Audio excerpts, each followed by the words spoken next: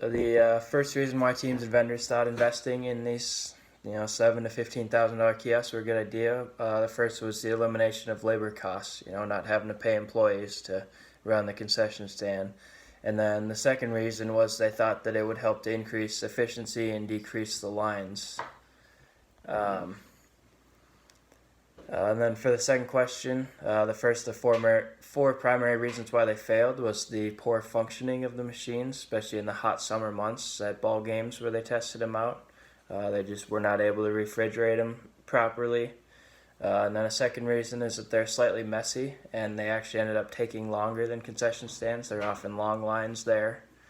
And then the third reason was the high transaction fees that they had to pay the credit card companies.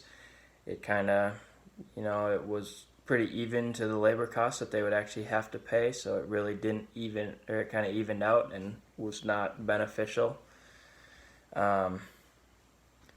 And then a fourth reason is that people, they like the human interaction. They don't like just walking up and getting a drink on their own from a machine and not being able to talk to someone. They like, they're at a ball game, they want to go and talk to someone, about the ball game, stuff like that.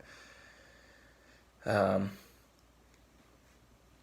then they didn't work at ball games because people want to get back to their seat quickly. They don't want to hang out for a long period of time. They just want to go up, get their stuff, and get back to their seat. And then for the last question, the fourth question, the three things that the concession stand would need to know. The first would be to place kiosks in places in stadiums or arenas where there is more of a social setting, such as a club or suite levels where people are kind of hanging out in groups. They're not really in seats in those kind of locations. This would allow for more gathering around the machines, and there would not be a rush, to get the drink and get back to a seat. Second is to create a way to involve both beer and soda, like they kind of talked about at the end. You could accompany then a larger array of fans, not just adults. You can get kids as well. And the last way would be to create the better refrigerating methods to create a better and more reliable system in all types of weather.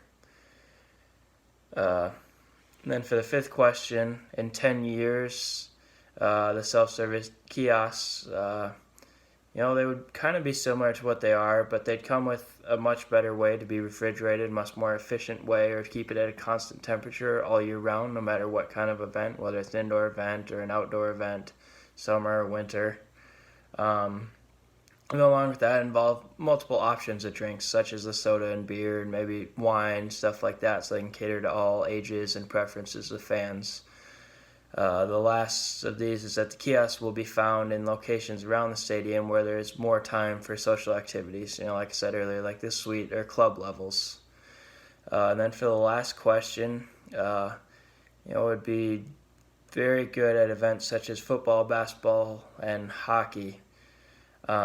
Because there are long breaks that occur in these, such as, halftime during football and basketball, or then quarter breaks in basketball even, and then, you have long intermissions during hockey games. So these would be events where the kiosks would be very valuable.